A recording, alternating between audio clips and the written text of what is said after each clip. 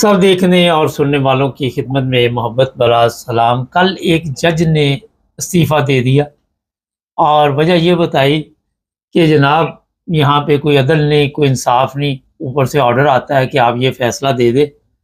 और ये बहुत कम जज है। अब पाकिस्तान में बड़ी तादाद में, मेरा मुझे तो नहीं पता कितने जज हैं, लेकिन एक आधे की गैरत जागती है। और हमारे साथ है अब्दुल कयूम साहब। सर ये बताइए, कभी कभी किसी जज का ज़मीर जागता है और ज़ाहिर है अब इसके लिए कोई ना कोई मुश्किलात शुरू हो जाएंगी। इसकी ज़िंदगी जिस तरह आपको पता है, वो पिंडी में वो कमिश्नर जो था आज तक उसका पता नहीं चला, किधर गायब कर दिया।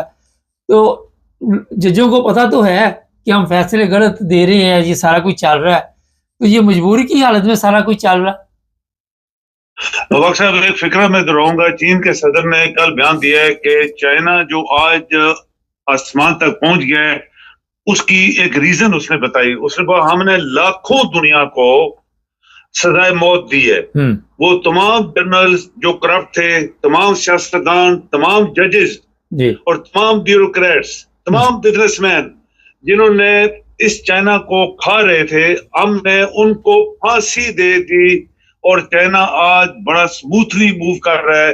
आज चाइना के अंदर गंदगी खत्म हो गई है। ये देखें चाइना के सदर का बयान कितना अजीम बयान है।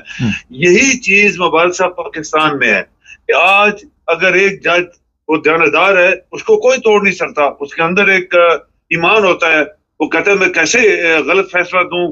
अगर ये तमाम जजेस जो इस वक्त मौजूद हैं, अगर ये इनके अपॉइंटेड ना होते, इन्होंने अपनी मर्जी से, आपको पता है कि अपनी मर्जी से जज रखते हैं, अपनी मर्जी से इलेक्शन कमिश्नर रखते हैं, अपनी मर्जी से सब कुछ करते हैं, तो फिर मुल्क तो नहीं चलेगा ना। मुल्क तो तब चलेगा जब ईमानदारी के साथ किसी बंदे को किसी पोस्ट पे बैठाया जाए, तो वो ईमानदारी से काम करेगा। तनख्वाहें आप देखें, इनकी आपकी सहूलियात देखें। तो मुबारक साहब, ये उस जज की अजीम एक कुर्बानी है मुल्क के लिए। जैसे इमरान बैठा हुआ है, इमरान को कोई गरीब आदमी नहीं है, उसको पैसे की जरूरत नहीं थी। वो सिर्फ इस मुल्क का निजाम, क्योंकि यूरोप में वो घूमा फिरा है, पार रहा है। जैसे हम रहते हैं तो हम बातें करते हैं क्योंकि हम यूरोप में रहते हैं। दुनिया में यूरोप में क्या हो रहा है, यहाँ पे कोई कुदराट राजा शेख पीर साहब और मदार नहीं है। तो ये लोग जानदारी से तरक्की कर गए। हम लोग चौधरी साहब, राजा साहब, शेख साहब, पीर साहब पैर चाट रहे, शिरक कर रहे, अल्लाह ताला के साथ एक टक्कर लगाई हुई है। तो फिर हमें पाकिस्तान नहीं तरक्की करेगा, और ना उसने की। आपके सामने की मिसाल है। तो ये मेरे ख्याल में एक अजीम स्टेप है किसी शख्स का। तो एक तो चिंगारी बाहर निकली है ना। तो अगर ये बेईमान लोग ना हो जजेस, अगर ये सियासतदान बेईमान ना हो, धोखेबाज ना हो, आरामखोर ना हो, अगर ये तमाम जनरल ध्यानदार हो जाएं और आराम की रोटी ना खाएं, तमाम ब्यूरोक्रेट्स आराम की रोटी ना खाएं, और तमाम आपके बिजनेसमैन जो रिश्ते जाके भेजते हैं, जैसे रियाज मलिक ने बोला कि जब तक उस फाइल के साथ एक रेडी ना लगाऊं तो मेरा कोई केस अप्रूव नहीं होता। तो मुबारक साहब, तब मुल्क तरक्की करते हैं। हम चाइना के सदर की मिसाल जो उसने अल-ऐलान बयान दिया है, तो काश ये कौम जिंदा, चूंकि मुर्दा है, हमने 1000 दफा रिपीट किया है जी। फिर ये कितने के लोग हैं? ज्यादा से ज्यादा 10,000 लोग हैं। तो मुबारक साहब, आपकी गंदगी इस मुल्क से निकल सकती है और हम फिर शायद एक सीधे रास्ते पे चल पड़े। सर, आज सुप्रीम कोर्ट ने इमरान खान के वो केस, 8 केस हैं, जमानत मंजूर की है। लेकिन मीडिया पे बड़ा शोर पड़ गया कि जो चीफ जस्टिस था उसके पास कोई दूसरा रास्ता नहीं था। लेकिन जमानत तो हो जाएगी 8 केसों में, 200 केस उसके ऊपर पड़े हुए, तो कौन सा तूफान आ जाएगा। ये तो सियासी पत्ता खेला गया कि 8 केसों में जमानत दे के लोगों को बेवकूफ़ बनाने का एक और जो इसको कहते हैं मिशन है, उस पर काम हो रहा है। पहली बात है मुबारक साहब, हमने एक सवाल किया था जब ये 9 मई का वाक़या हुआ था कि क्या गवर्नमेंट ऑफ पाकिस्तान ने जो जिम्मेदार थी, ये जो लोग बाहर प्रोटेस्ट कर रहे थे, इनको रोकने के लिए कोई बंदोबस्त किया था? नहीं किया था। ये एक सवाल था जो जजेस आप आज तक नहीं कर सके।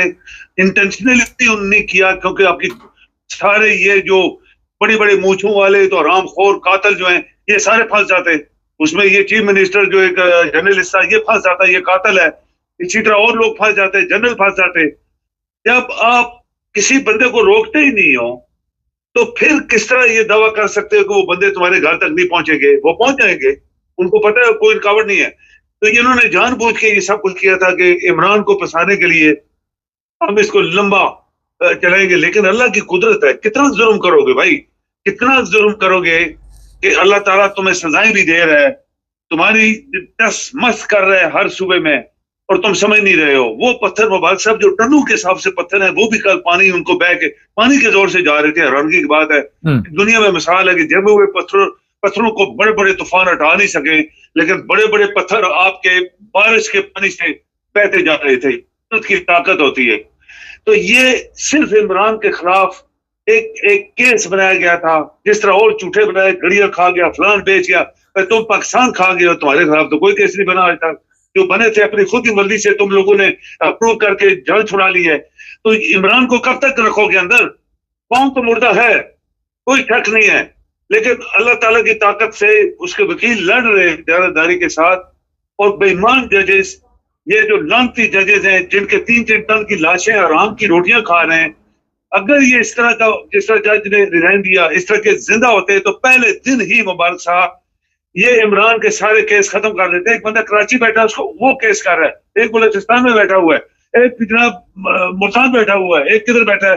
عمران پنڈی میں تھا, کیس پنڈی میں ہوا.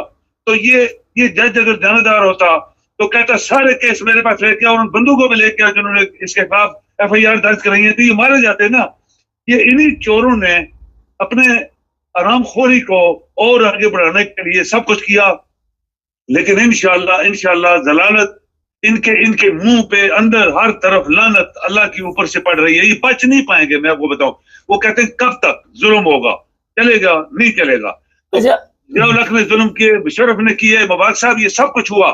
آج کدھر ہیں وہ؟ اسی طرح یہ بھی ایک دن ضلالت کی زندگی میں یہ جیلوں میں ہوں گے. اور میری یہ رائے ہے کہ جب بھی عمران آئے اور حکومت بنائے, ان سب کو سوائے سزائے موت کے کوئی سزا نہیں ملنی چاہیے. سر عمران کہاں سے آئے گا؟ وہ خواجہ حسن نے کہہ دیا یہ سرکار 5 سال تک آٹومیٹک بیٹھی رہے گی. آپ کا جو چیف آف آرمی سٹاف ہے 3 سال کی پکنک نہیں ہے, وہ کہتا ہے یہ 5 سال تک ابھی جانے والا نہیں ہے. یہ دیکھیں نا, یہ اپنی وہ دل کو خوش فہمی میں مبتلا ہے کہ جب لوگ آئے بنگلہ دیش میں, آپ دیکھیں کس طرح لوگوں کے تختے الٹ گئے, منسٹروں کو پھانسی دی گئی, وہ بھاگ گئی جو باپ کو لے کے تختے ایسے دکھاتی تھی کہ انہوں نے پاکستانی فوج نے 90,000 بندوں نے سرنڈر کیا, جو دکھاتی تھی دنیا کو تصویریں. سب الٹ جاتا ہے مبارک صاحب, منٹوں میں الٹ جاتا ہے. لیکن آخر وہی بات بار بار ہم دہرا رہے ہیں کہ آپ کی قوم مردہ ہے. مری ہوئی قوم نہ ہو تو 1 لاکھ آدمی رات کو نکلے مبارک صاحب, یہ جنرل آپ کے منسٹر سارے بھاگ جائیں گے, کیونکہ یہ سب پاکستان کے دشمن ہیں. اصل میں یہ بہت بڑے دشمن ہے, پاکستان کو چلنے نہیں دے رہے. تو یہ چلنے جو نہیں دے رہے, وہ چائنا کے صدر کی بات جو کل اخباروں میں آئی ہے وہ پھر سامنے آتی ہے کہ انہوں نے بولا لاکھوں دنیا کو ہم نے سزائے موت دی تھی, تب چائنا ستھرا ہوا, پاک ہوا, صاف ہوا, اور آج چائنا جو ہے آسمان تک پہنچ گئے.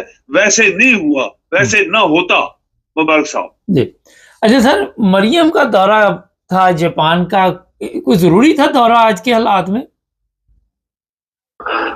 یہ دیکھیں, یہ جیلی لوگوں کو انہوں نے اپنی پوسٹوں پہ بٹھایا ہوا ہے. یہ کس قابل تھی جو میٹرک میں 3rd ڈویژن, FA میں 3rd ڈویژن, اس کو کالج والے داخلے نہیں دے رہے تھے. یہ میڈیکل کالج میں یہ چیف منسٹر تھا یا وزیر اعظم تھا, تو انہوں نے پرنسپل نے بولا یا چانسلر نے, میں اس کو نہیں داخلہ دیتا کیونکہ یہ نالائق لڑکی ہے, تو اس کو چیف منسٹر بنایا. آپ یہ دیکھیں کہ وہ نقوی ہے, اس نقوی کو چیف منسٹر بنایا. کس نے بنایا آپ کو پتا ہے؟ یہ چیف آف آرمی سٹاف نے بنوایا, اس کا رشتہ دار ہے اس کی بیوی کا. تو یہ پاکستان میں جو کچھ بھی ابھی ہو رہا ہے مبارک صاحب, اس کا ایک ہی علاج ہے, وہ علاج ہے آپ کی مردہ قوم زندہ ہو جائے. جس طرح یہ جج کا ضمیر زندہ ہو گیا, اگر زندہ ہو جائے تو میں دعوے سے کہہ سکتا ہوں مبارک صاحب 1 ہفتے کے اندر ایک گندگی ساری جو ہے نا وہ دھل جائے گی. یہ سارے جیلوں میں ہوں گے, اور پھر ان کو سزا موت سے کم سزا ملنے ہی نہیں چاہیے, کیونکہ یہ 78 سال کا معاملہ ہے, آج کی بات نہیں ہے. اس ملک کو لوٹا گیا, اس ملک کے دین کو لوٹا گیا, اسلام کو لوٹا گیا. اللہ تعالیٰ کے گھر میں سجدے نہیں کرنے دے رہے یہ آرام خور نامی لوگ جو ہے. تو جب اس طرح کے حالات پیدا ہوتے ہیں پھر انقلاب آتا ہے. انقلاب آتا ہے جب دلوں میں آتا ہے. تو اس جج کے دل میں انقلاب آیا تو وہ آکڑ گیا. اس نے بولا یہ ریزائن ایک دفعہ جو 20 لاکھ مجھے دے رہے ہو تمہارے پاؤں میں ڈالتا اس کو اپنے پاؤں میں, تو جاؤ میں فیصلہ غلط نہیں کروں گا. کاش یہ باقی لوگوں کا بھی ضمیر جاگے مبارک صاحب. بہت شکریہ. ناظرین یہ جو عمران خان کا فیصلہ آیا ہے اور بڑی بریکنگ نیوز, میں تو اس کو اتنی اہمیت نہیں دیتا کیونکہ یہ بھی ایک سیاسی فیصلہ ہے.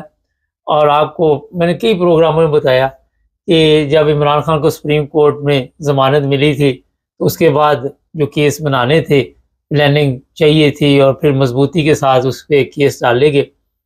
تو یہ ججوں کو استعمال کیا جا رہا ہے, سیاسی کھیل کھیلا جا رہا ہے. تو عمران خان ابھی فی الحال تو باہر آتا نظر نہیں آتا. جہاں تک اس جج کی بات ہے تو بہت مشکل ہے جب آپ کو حرام کھانے کی عادت پڑ جاتی ہے. جب ہمارے جج جو ہیں وہ اپنی کرسی بھی نہیں پیچھے کر سکتے, وہ پیچھے بندہ کھڑا ہوتا ہے جو کرسی پیچھے کرے.